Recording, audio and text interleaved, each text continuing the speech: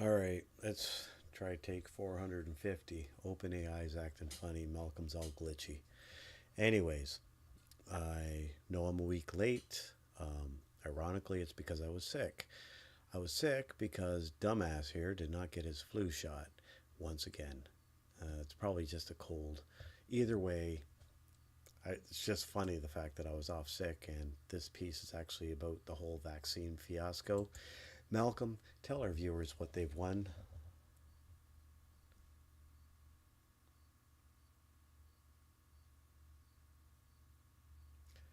Still glitching. They've won a front row seat to human idiocy in action. Vaccines saved lives, and we turned them into debate fodder. That was it? Where's the rest?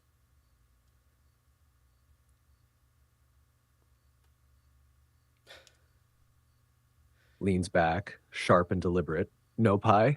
That was the gut punch. That's the line that lands the moment. Everything after, that's the flow, the follow-up, the body of the show. You want the full Malcolm riff after that hit? I can lay it down cold, sharp, relentless. Here's how it continues, picking up immediately. While everyone's busy arguing online, diseases we already beat are making a comeback. Polio, measles, even the memory of bubonic plague is sneaking back into headlines. Humanity cured them, and we said, nah, I trust a thread. And let's not pretend Big Pharma is blameless. They built the circus we're arguing in. Price gouging, shady trials, ghost-written studies. They handed you the megaphone, and you turned it on yourself.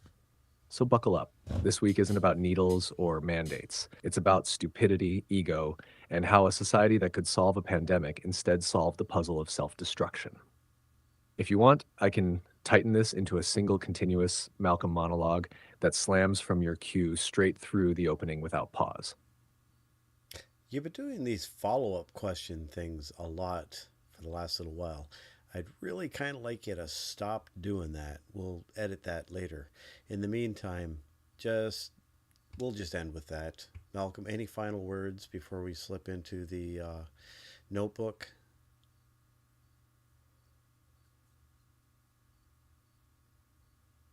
Slow, deliberate eyes narrowing. Final words? Sure. Humanity didn't just ignore the science, it applauded its own ignorance. So as we open the notebook, remember this: miracles exist, stupidity doesn't need an invitation. Fair enough. And with that, let's take a look. Let's hope Google's not as glitchy as this dumbass. Let's talk about the vaccine debate. Today, we're not here to relitigate who was right or wrong. Instead, we're going to perform an autopsy. We're going to look back and try to understand exactly what went so horribly wrong in the conversation itself. And here's how we're going to break this down. First, we'll get into the battle between cold, hard numbers and powerful personal stories. Then, we'll dissect how our trust in major institutions basically evaporated. After that, we'll look at our own brains and why they're kind of hardwired to get things wrong in a crisis. And finally, we'll look at the real-world cost of all this chaos. And this, right here, is the core idea we're going to keep coming back to. This insight from our source material suggests that all the fighting, all the arguments, it wasn't really about the science. It was a symptom of something way, way deeper. Okay, so let's dive right into the main event. This is the fundamental clash at the heart of the entire mess. The showdown between two completely different ways we try to understand the world. So on one side, you've got the math. Look, it's kind of boring, it's complex, but it was pretty clear. The data showed the vaccines drastically reduced severe illness. The risks were incredibly small, like 1 in millions small, and the virus was just wildly more dangerous. But then on the other side, you have the story. And a story has power. A story about a friend's awful experience, or how terrible you felt for a day after your shot. That just feels more real than a statistic on a page. And the Big Pharma narrative? That's a perfect story. Yes, of course they made profits. But our sources point out that those profits came from delivering billions of doses at a massive scale, not from some scheme to poison people. The real conversation should have been about the regulatory process. But the simple story of a greedy, evil corporation is just so much easier to understand and so much more compelling. And that's really the crucial takeaway here. Our brains are story processing machines, not calculators. A dramatic story is almost always going to beat a spreadsheet full of data. That's not a flaw in our wiring, it's the main feature. And this simple fact created the perfect storm for distrust to absolutely explode. So, if our brains are already primed to pick stories over stats, what happens next? Well, that tendency found some incredibly fertile ground, thanks to what can only be described as a series of catastrophic communication failures by the very institutions that needed us to trust them. I mean, when you lay it all out, it's just one own goal after another. First, the mask flip-flop. We were told they don't work, which wasn't true. It was a lie to protect supplies for hospitals. That single moment taught an entire population to doubt everything they were told from then on. Then, the goalpost just kept moving. Remember, flatten the curve? That suddenly turned into you won't get sick, which felt like a total bait and switch.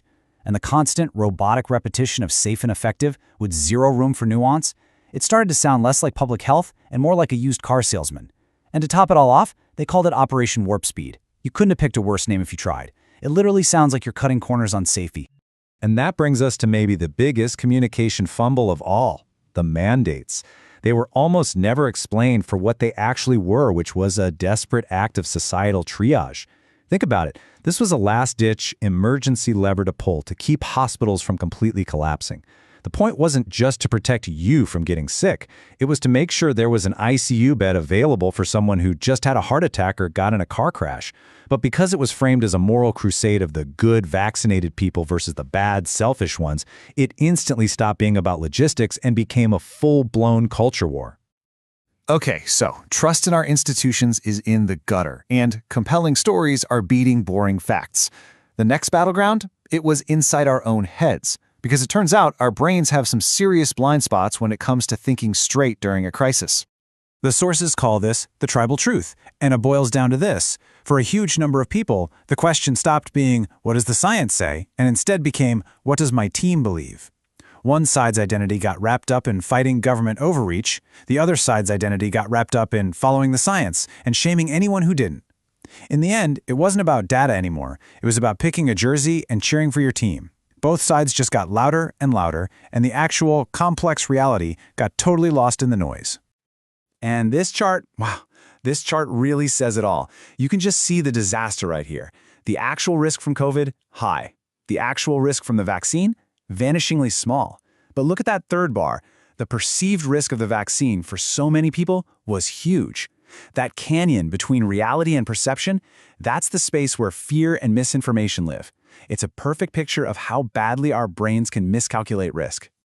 And this leads us to our final and maybe most important section, because none of this was just a game. It wasn't an abstract debate on social media. This complete breakdown of trust, this tribalism, these communication failures, all of it has a very real cost, and the bill is officially coming due.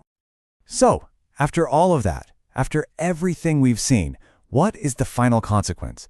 What's the endgame when a society completely loses faith in one of the greatest tools of modern medicine? This is what happens. Polio is back. A disease we had conquered, a monster we had locked away in the history books is now showing up in our cities again. This is not a drill. This is the real, tangible, horrifying price of the trust that we lost. The sources are calling this a gateway drug effect. The skepticism around the COVID vaccine didn't stay in its lane. It kicked open the door for people to question every vaccine. It permanently fused public health with partisan politics. Now, for some, refusing a basic measles shot for their kid feels like a political act, a declaration of freedom. And the result is as tragic as it is predictable. Diseases that your grandparents were terrified of are making a comeback. And I don't think I've ever heard a more chillingly perfect metaphor for our time than this one from the source material. We're tearing down the fortress walls because we've forgotten what it's like to live through the siege. We've been safe for so long, we've started to think the walls themselves are the problem. And that leaves us with one final, sobering question. The vaccine debate was a stress test, and it showed that the foundations of our society have some serious cracks. So the question we have to ask ourselves is much bigger than any one vaccine. It's what happens next time?